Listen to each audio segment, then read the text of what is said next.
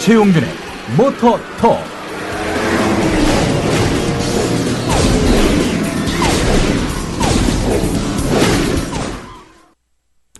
네, 최용준 기자 모십니다. 어서 오십시오. 네, 안녕하세요. 반갑습니다. 네, 반갑습니다. 네.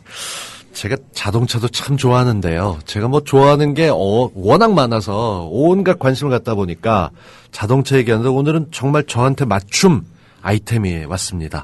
오늘 자동차 얘기, 그중에서도 007, 이렇게 읽으면 9세대고 007 하면 좀 멋있어 보이기도 하지만 저하고 김남훈 씨하고 남자 둘이서 비 오는 날 데이트를 했던 적이 있습니다. 인사동에서 007 전시회를 한다고 그래서 둘이 만나서 차도 먹고 참 뻘쭘했어요. 가장 뻘쭘했던 건 김남훈 씨의 아이폰 케이스가 헬로키티였다는 거.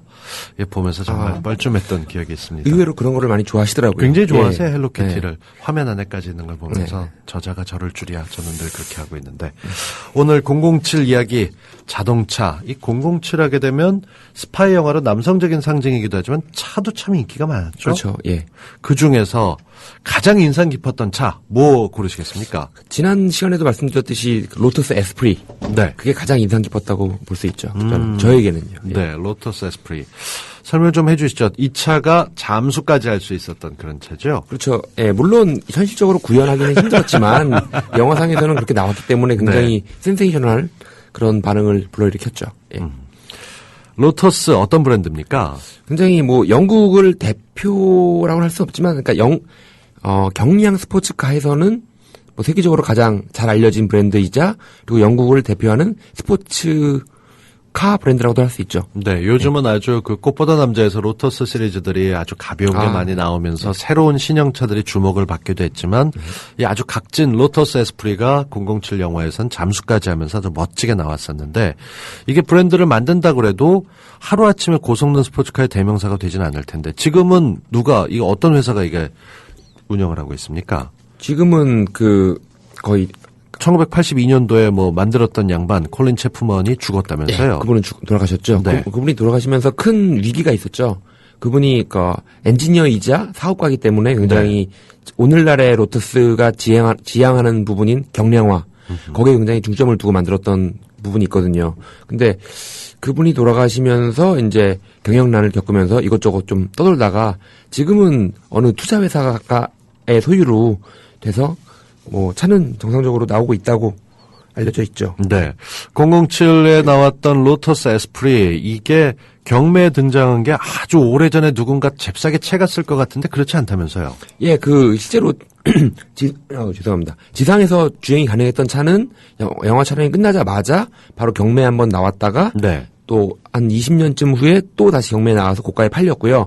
지금 얼마 전에 잠수를 했던 버전이 있습니다. 네. 그 버전은 창고에 한동안 처박혀 있다가 네. 어떻게 우연히 다시 세상에 나오게 돼가지고 굉장히 고가에 팔린 적이 있었죠. 그러니까 바퀴는 없고 실제 주행은 안 되고 잠수는 되고. 잠수는 되는데 잠수가 물이 딱 옆에서 찬 게 아니라 가득 물이 밀려 들어온다는 거죠. 그죠. 예, 완전 방수가 되는 게 아니라 네. 그건 이제 그 영화 촬영상 저희 생방이다 보니까 지금 문이 열려가지고 바깥에 소음이 들어오고 있어요. 얼른 담당 PD가 들어가서 이 문을 닫아줘야 될 것 같은. 네.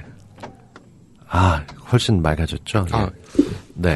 얘기 계속해 주십시오. 예, 에스프리는 그때는 완전 방수를 구현하기 힘들었는지 전용 운전하는 사람이 잠수복을 입고 호흡기를 차고 그 차 안에서 운전만 했다고 하더라고요. 근데 네. 그 차가 이제 촬영이 끝나고 로터스가 소유하고 있던 어느 창고에 보관이 됐는데 네. 그 뒤로 다 잊어버려 버린 거죠. 재고 관리도 안 되고 창고에 그런 거를 모르고 넣어둔지 모르고 그게 몇십 년이 흐른 다음에 이 창고가 이제 경매에 나오게 된 거죠. 미국의 창고 경매들은 가끔씩 연체료가 되거나 하게 되면 그 내용을 개인정보 보호 때문에 열어보질 못합니다. 그래서 대충 볼 때 문 잠깐 열고 얼마 이렇게 경매를 하거나 아예 문 닫고 번호만으로 경매를 하기도 하죠. 근데 누가 땡을 잡은 거군요. 거의 그 근처에 사는 어떤 부부가 $100 정도 되는 굉장히 저렴한 가격에 그 창고를 사서 안에 열어보니까 이상한 차가 들어있는 거죠. 네. 이게 뭐지라고 봤더니 이제 바로 그게 잠수가 가능했던 예. 그 로터스 에스프리였던 거죠. 제가 잠시 영국을 방문했던 시절에 그 서점에 갔는데 빨간색에 피어슨 브로슨에 서 있는 007 화보집이 DK라고 도렌 킨더슬리가 만들었던 책이 있는데 거기 보면 자동차 섹션에 중심에 놓인 차가 바로 이 로터스 에스프리의 잠수가 되는 차였습니다. 이런 거 보면은 되게 비쌌을 것 같은데 영화 소품이고 누군가 박물관에 갖다 놔야 될 것 같은데 가격은 어느 정도에 팔렸나요? 그렇죠. 그게 처음에 그 경매하는 그 회사에서는 100만 달러에서 150만 달러 정도를 예상했지만 네. 이게 뭐 최종 낙찰가는 92만 달러. 우리나라 돈으로 약 9억 9,740만 원 정도에 네. 낙찰이 됐다고 하더라고요. 사실 차값 생각하면 얼마 아닌 것 같지만 왠지 모르게 007 매니아들이 전 세계에 많은데 9억 정도밖에 안 나갔다. 이게 좀 금액면으로는 낮기도 하네요. 그렇죠? 약간 낮다고 볼 수 있죠. 그 반면 그 주행이 가능했던 에스프리는 400만 달러 이상이 그렇죠. 예. 을 받은 걸로 알고 그 있는데요. 당시에 예. 400만 달러 얼마 전에 나왔었을 때. 근데 이 로터스 에스프리는 영화 속의 걸로 저희처럼 이제 40줄 후반에서 50에 들어가는 분들은 기억을 하지만 그렇죠. 그 뒤에 나왔던 나머지 세대들은 BMW로 기억을 하기도 합니다. 근데 최근 들어서 나왔던 영화에서 원조의 복귀라고 할 수 있는 에스턴 마틴, 그러니까 걔네 발음은 아스턴 마틴 뭐 이렇게 얘기하던데 그렇죠. 그 에스턴 마틴의 차가 다시 나와서 아주 화제를 끌었어요. 그렇죠? 예. DB5. 예, DB5. 이 얘기를 좀 해주시죠. 이 차는 굉장히 그 에스턴 마틴을 세상에 널리 알리게 했던 굉장히 고마운 차죠. 그 에스턴 마틴이 스포츠성이 굉장히 강한 프리미엄 브랜드로 자리 잡기까지 뭐 많은 레이스나 그런 곳에서 그런 우승을 했던 기록 때문에도 있었지만 가장 결정적으로 널리 알려지게 된 거는 이 007 시리즈에 출연했기 때문인 거거든요. 이게 이언 플레밍의 원래 소설을 보게 되면은 요즘 많이 볼 수 있는 벤틀리가 나왔죠. 이 고급 벤틀리들이 많이 나오는 것 같은데 실제로는 그게 격이 높으니까. 근데 에스턴 마틴 나오면서 중후함은 없지만 스피드한 그런 강한 느낌이 굉장히 보태졌어요. 오히려 더 그러니까 좀 영국 벤틀리는 너무 영국 고지식한 느낌이 있었다면은 에스턴 마틴 덕분에 좀 더 스포티한 네. 그런 이미지를 좀 가질 수 있었죠. 이게 차량으로 봤었을 때도 DB5가 굉장히 많이 양산된 차인가요? 어떻습니까? 아닙니다. 이게 DB5는 1963년부터 65년까지 딱 2년 나왔고요. 그리고 고작 1023대 그 정도만 만들어진 차고 그 중에서 50대 이상이 007 시리즈를 찍으면서 파괴되고 파괴됐죠. 부서지고. 하게 그러니까 진짜 영화 속에 있는 차군요. 네. 네. 이게 유선형 보디에 정말 기가 막히게 에스턴 마틴의 상징적인 저는 그 여러 가지 작품에서 미국의 부호들이 에스턴 마틴을 좋아하고 세워두는 모습들을 보면서 참 부럽다 싶었었는데 에스턴 마틴 이것도 경매 관련돼서 소식 나와 있는 것 아주 기가 막힌 게 있던데요. 2010년에 그 다시 경매에 나와가지고 최종적으로 낙찰이 됐는데요. 네. 그때 근데 이것도 이게 처음에 비싸게, 예. 촬영 그 142만 달러 어떻게 보면은 적은 금액이지만 네. 우리 돈으로 46억이니까 되게 적은 금액이라고도 할 수 있지만 이때 팔렸던 이 차량은 그 007 영화에 나왔던 비밀 무기가 모두 작동이 가능한 그런 버전이었습니다. 골드핑거 예. 나왔던 이게 뭐 번호판이 휙 돌아가면서 총이 나오기도 하고 번호판도 바뀌고 기관총도 나오고 네. 그래서 못을 버리거나 뭐 오일을 뿌려가지고 뒤에 오는 차들을 뭐 미끄러지게 하기도 하고 네. 뭐 그런 여러 가지 무기가 있었죠. 근데 이 차에서 기관총만 안 나가고 기관총도 나온다고 하더라고요. 이렇게 나오긴 하는데 발사는 안 되고 발사는 안 되겠죠. 예. 근데 이 처음에 촬영이 끝나자마자 뭐 미국의 방송국 사장에게 그러니까 당시 1969년 당시 우리 돈으로 1,300만 원 정도에 팔렸는데 이 방송국 사장이 계속 개인 보관을 하고 있다가 2010년에 다시 경매에 내놔서 미국에 사는 어떤 사업가가 예. 사갔다고 하더라고요. 네. 근데 이 사가신 분도 007 시리즈의 DB5를 너무 좋아해서 네. 자신의 개인 박물관에 전시를 하려고 구입을 했던 거라고 가끔 합니다. 이베이 같은 데 보면 이걸 레플리카로 똑같이 만들어서 작동은 안 되는데 전시나 할 수 있다라는 것들이 매물로 올라오는 걸 보거든요. 예. 저는 뭐 주차장도 없고 저택도 없는데 이거 보면 사고 싶어요. 자꾸. 느낌이 확실히. 예, 그렇죠. 자동차라는 게 어른들의 장난감인 거니까요. 네. 그냥 갖고 싶은 거죠, 이게. 저는 97년식 차를 아직도 타고 있습니다. 어우, 갑자기 이런 얘기를 하고 있는. 저는 98년식입니다. 그렇군요. 에스턴 마틴 얘기하면서 최신형 에스턴 마틴이 또 다시 들어와서 이게 확실히 바뀌면서 인기가 좀 떨어지니까 과거의 영화로 새 에스턴 마틴도 나오는데 이러면 복고풍으로 가는 사람들도 생길 것 같아서 끌어들였는지 퀀텀 오브 솔러스부터 또 나왔죠? 예, 그렇습니다. 그 가장 최신 에스턴 마틴이라고 할 수 있는 DBS 버전이 퀀텀 오브 솔러스에서 다니엘 크레이그의 MR로 나왔었는데 네. 그 차는 뭐 크게 많이 바뀐 건 없지만 스타일은 그대로 유지를 하되 뭐 엔진이나 그런 건 물론 최신 기술에 맞춰가지고 배기량도 6000cc로 늘어나고 힘도 많이 세지긴 했지만 저는 그 스카이폴 많이들 보셨을 테니까 스카이폴에서 그 주인공 한 명이 목숨을 잃는 뭐 M이라고는 얘기 안 하겠습니다. 네. 뭐 이제 해도 되겠지만 하여간 그거보다 더 안타까웠던 게 DB5가 총에 맞아서 그렇죠. 완전히 박살나는 모습을 보면서 아니 영화지만 어떻게 저럴 수 있어라는 광분을 했던 기억이 납니다. 참 그런 영화들 보면 아깝죠. 예. 아니 아무리 정말 소품이라도 저걸 저렇게 해놓고 완전히 터트리나 이런 느낌이 드는데 저 말고도 그렇게 느끼신 분들 많았겠죠? 많죠. 그래도 그 예전에 뭐 80년대에 만들었던 한국 영화처럼 그랜저가 달려가다가 폭발할 때는 뭐 엑셀이거나 그런 경우보다는 좀 낫지 않을까 싶습니다. 예. 네. 이 굉장히 엄청난 폭발을 하면서 나왔던 그런 것도 있는데 에스턴 마틴 브랜드가 그냥 단순하게 나가는 게 아니라 뭐 여러 가지 많이 만들고 있다면서요? 예, 지금 그러니까 많은 분들이 생각하시는 것과 달리 경차도 하나 만들고 있거든요. 네. 그 경차도 만들고 지금은 DB5가 나오지 않고 DB9 뭐 거랑 뭐 CC100 스피드스터 뭐 그리고 뭐 가장 뭐 대표라고 할 수 있는 벤퀴시 같은 모델이나 아니면 얼마 전에 출시돼서 큰 이슈를 모았던 자가토 같은 네. 그런 많은 버전들이 있는데 공통점은 굉장히 빠르다는 거죠. 네. 하지만 단순히 빨리 달리기 위해서만 만들어진 게 아니라 그러면서도 안락한 나름 영국 브랜드로서의 자존심, 품격을 가지고 있으면서도 빠른 그런 게 에스턴 마틴 차량의 특징이라고 할 수 있죠. 네. 그 중간에 피어슨 브로슨이 진행을 했었던 007 시대에는 BMW가 들어가면서 G3, G4 계속 나가면서 사실상 특별한 무기가 장착되지도 않았는데 스피드하는 거 그리고 또 큰 장치에서 차가 반으로 갈라지는 모습들을 보면서 BMW가 오래 못 가겠다라고 얘기를 했었는데 이 아스턴 마틴이 들어오고 난 다음에 다니엘 크레이그의 힘께 힘입었는지 몰라도 아니면 주디 덴치 때문인지 몰라도 굉장히 인기로 올라가고 있는데 벤퀴시 저도 그 자동차 잡지에서만 봤어요. 얘는 가격이 어느 정도 돼요? 저도 정확히는 뭐 우리나라에 정식 수입이 되지 않기 때문에 네. 예 그런 가격대는 정확히 모르는데 대략 3억 이상이라고 3억. 생각하시면 편하죠. 예. 이거 얼마 안 되느라고 받을 수도 없고 네. 얼마 안 되네. 어차피 못 살 건데 뭐 얘기라도 그렇게 해보지 뭐.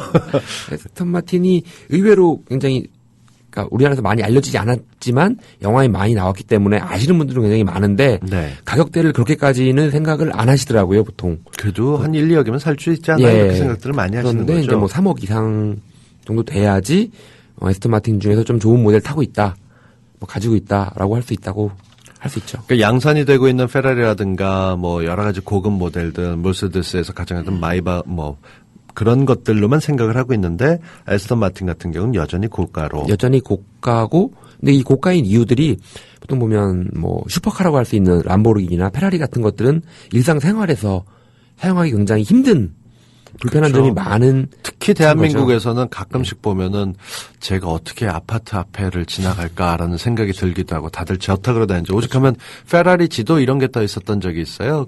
있죠. 예. 그 완충 나가는 과속 방지턱이 없는 길로 다니게 돼 있는 예. 차를 자기 몸보다 더 아끼는 그럴 거면 왜 사나? 차 세워두지 그냥 그러고 싶은 생각이 들기도 하는데 그래요. 참 이런 거 보면은 3억이 넘게 전부 수작으로 만드는 차들 영국이 아직도 자동차 브랜드에서 이런 명품차를 갖고 있다는 거. 그렇죠. 예. 좀 부럽기도 하고 그래요. 예. 그리고 지금 영국은 이 자동차 이런 브랜드들도 많이 지금 다 잃었지만 큰 브랜드들은 지금 영국 소유로 된 것은 없다고 볼 수 있거든요. 그렇죠. 예. 없지만 그런 기술이나 노하우 그리고 특히 모터 스포츠에 대한 노하우는 아직도 영국이 세계 최고의 팀들을 가지고 있죠. 네. 그 지난 주말에 아마 많은 분들이 보셨을 진짜 사나이를 보게 되면 이 모터사이클 관련된 얘기가 나옵니다. MC 이렇게 줄이기도 하고 예. 거기서 뭐 오토바이 이런 단어가 나오기도 했지만 360kg이나 되는 이 헌병의 모터사이클을 예. 끌고 다니면서 운전하는 모습 조종에 가까운 그런 모습을 보여주면서 재밌게도 했는데 이 스카이폴 같은 영화를 보면 바이크 씬, 이 모터사이클 씬이 아주 기가 막힌 것들이 많이 나오거든요. 네, 굉장히 많이 이 나와요. 바이크는 뭔가요? 지금 거기 스카이폴에 나왔던 것은 영화를 위해서 개조된 바이크인데 네. 원래는 그 베이스가 되는 모델은 혼다의 CRF 250R이라는 모토크로스 바이크입니다. 네. 예. 근데 이 바이크는 그 우리나라에서는 많이 알려지진 않았는데요. 정해진 비포장 트랙을 누가 빨리 도느냐에 따라서 네. 뭐 승부를 겨루는 그런 경기인데 굉장히 높은 점프를 하는 하는 뭐 네, 그런 점프도 많이 하고 네. 급격한 코너 뭐 오르막 내리막 같은 데를 누가 빨리 가느냐 그런 데를 달리는 바이크이기 때문에 굉장히 충격 흡수가 잘 되는 서스펜션을 가지고 있죠. 저도 이 바이크가 변형된 걸 봤던 게 얼마 전에 모건 프리먼하고 탐 크루즈가 나왔던 오블리비언이라는 SF 영화가 있습니다. 거기 보게 되면 그 메이킹 DVD를 보니까 이 바이크를 토대로 해서 아주 멋진 사막 바이크처럼 만들었는데 그 정말 달리는 능력은 끝내주지만 그게 저 같은 사람한테 들으면 분명히 클러치도 못 받고 꺼질 거란 말이에요. 그게 굉장히 그 모토크로스나 그런 엔드로 오프로드 전용 바이크들은 다루기가 좀 까다로운 편이죠. 네. 까다롭지만 또 그만큼의 재미가 더 크기 때문에 네. 예, 영화에서는 그 정말 서스펜션 지붕 잡고 높은 곳에 떨어지면 아이고 저거 다리가 어떻게 될까 이런 느낌이 들기도 하고 서스펜션 되는데 이거 스턴트 하셨던 분은 어떤 분이 하셨어요? 로비 메디슨이라는 호주의 스턴트맨인데요. 네. 이분은 이렇게 원래는 엑스게임이라고 원래 모토크로스 선수 출신인데 엑스게임이라고 하는 하늘에서 뭐 이른바 재주를 부리는 네. 그런 또 장르가 있거든요. 그거를 전문적으로 하다가 이런 고난이도 스턴트 기록 깨기만 하는 사람입니다. 이 사람의 뭐 기록을 대충 보자면은 뭐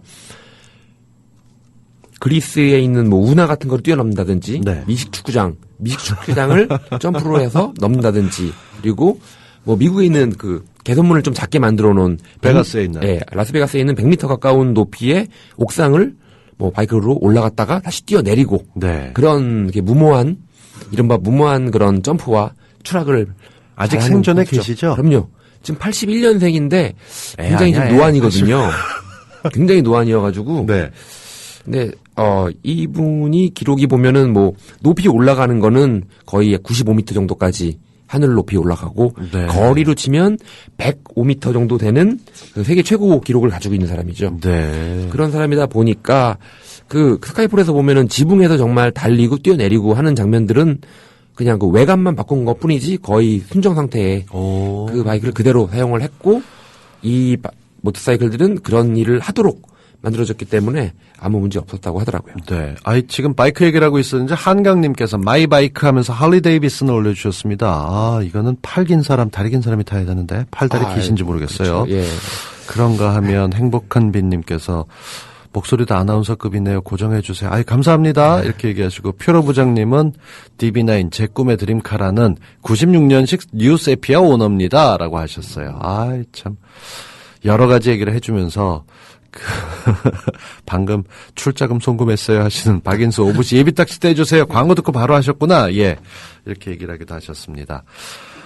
그래요. 이게 정말 여러 가지 얘기를 하고 있고 점프를 해가면서 뛰어드는 스턴트 얘기까지 듣다 보니까 정말 재밌다 싶은 생각이 드는데 이 자동차 관련된 얘기를 할 때 007 같은 영화를 보면 요즘 우리나라에서도 굉장히 많은 카 액션들이 나오거든요. 코미디 영화에서도 그렇고 보면서 예전에는 진짜 그랜저가 터졌는데 폰이거나 뭐 기껏해 소나타도 있다면 요즘 우리나라 영화에서 나오는 카 액션들 보게 되면 느낌 어떠신지도 좀 여쭙고 싶어요. 굉장히 그 시대가 많이 좋아졌구나라는 걸 많이 느끼는 거죠. 그만큼 제작비도 많이 투자를 하고 네. 그리고 거기에 대한 그런 스턴트를 하는 전문적인 인력들도 많이 성숙돼서 네. 기술이 많이 좋아져가지고 외국 못지않은 그런 액션들을 잘할 수 있구나라고 느끼는 거죠. 네. 개인적으로 드림카는 어떤 걸 갖고 계세요? 너무나 많아서 이게 조영중이의 베스트 3. 베스트 3. 듣겠습니다. 3위.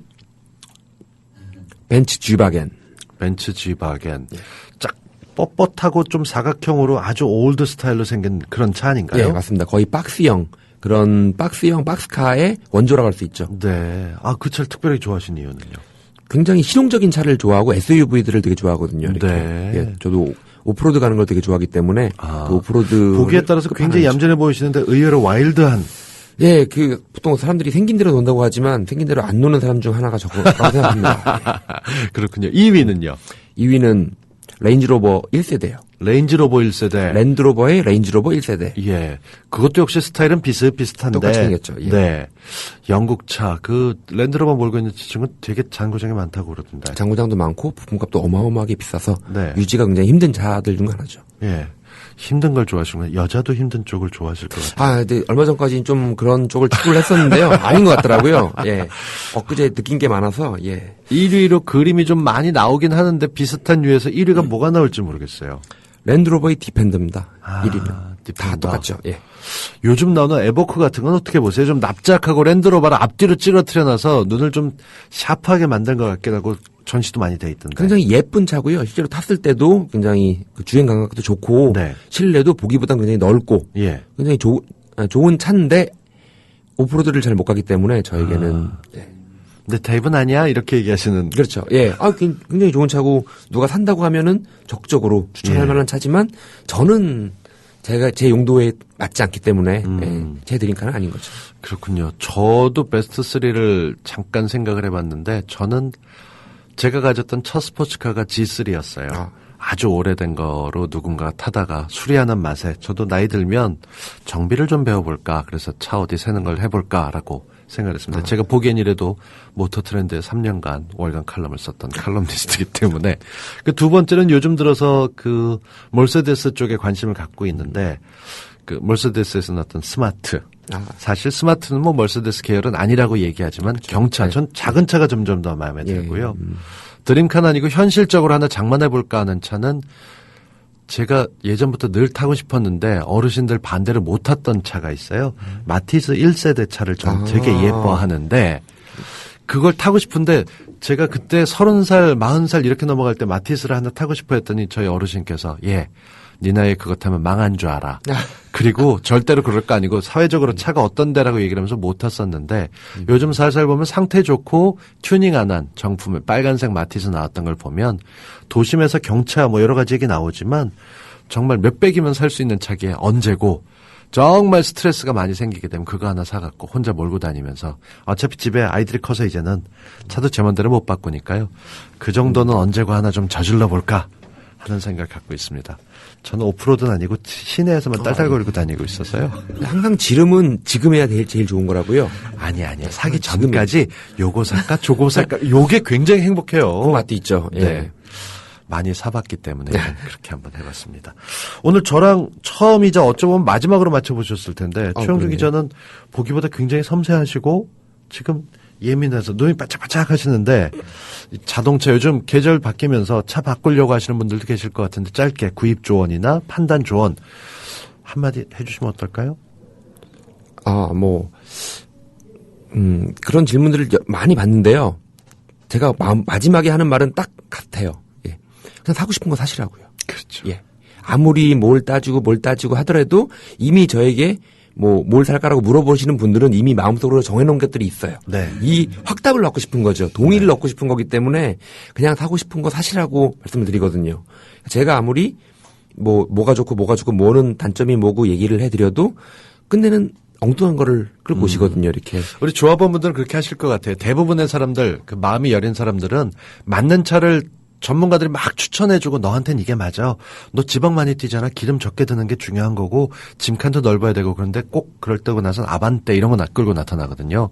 사람들이 이게 제일 무난하다면서 눈치 보는데 조합원분들은 눈치 안 보시고 어울리는 차를 타시면 좋겠고 그 외 끄트머리에 지르면 당장 하는 게 좋다라고 자꾸 마음이 지금 눈앞에서 흔들리고 있어서 빨간 마티즈 혼자 타고 다니면서 기름값도 적게 들고 이게 뭐 좀 괜찮지 않을까 자꾸 그런 생각 다시 한번 하게 됩니다. 오늘 최영준의 모토톡이었습니다. 고맙습니다. 예, 감사합니다. 네. 자, 이 끝곡 일단 노래 하나 듣고 클로징은 조금 지난 다음에 할까요? 예, 노래 듣겠습니다. 캔부스의 샨티타운. Shantytown, do you remember Shantytown? Oh, 07 at Ocean 11, and our rude boys are go wheel, cause them out of jail. Rude boys can't must get billed. 저도 스마트카 타요 홍홍홍 안녕 하늘님 귀여운 고고 타고 우리 딸이랑 전국 일주하고 싶어요 글 남겨주셨고 꺄 레인지로버 제 드림카예요 2001년식 레조 제 차가 이렇게 새 것처럼 느껴지다니요 뭐 여러가지 글들을 많이 남겨주셨습니다. 아 오늘 나가면서 이게 참 댓글 하나가 늘 붙습니다. 별사나이님께서 곽동수 교수님 재윤경 대표님 이렇게 멋진 사람들이 함께 했는데 저번 대사는 도대체 왜 그렇게 된 건가요? 아, 그렇습니다. 이게 참 대타로 진행하면서 국민TV 시작할 때부터 지켜보긴 했지만 멀리 떠 있다가 저한테 참 영광이었습니다. 김남훈의 인파이팅 제가 진행한 순서 오늘은 여기까지고요. 내일 다시 돌아옵니다. 내일 신문수 씨의 불후의 명곡으로 여러분의 오후를 가득 메워드릴 테니까요. 불굴의 명곡 예 안경을 벗었더니 또 안 보이네. 신문수의 불굴의 명곡 내일도 정말 함께 해주시고요. 글 많이 남겨주시면 제가 바쁘지 않은 틈을 타서 요즘 댓글 달고 있습니다. 제가 팟빵 통해서 하고 있으니까요. 내일도 건강한 모습으로 다시 뵙겠습니다. 남은 오후 행복하게 보내십시오. 고맙습니다.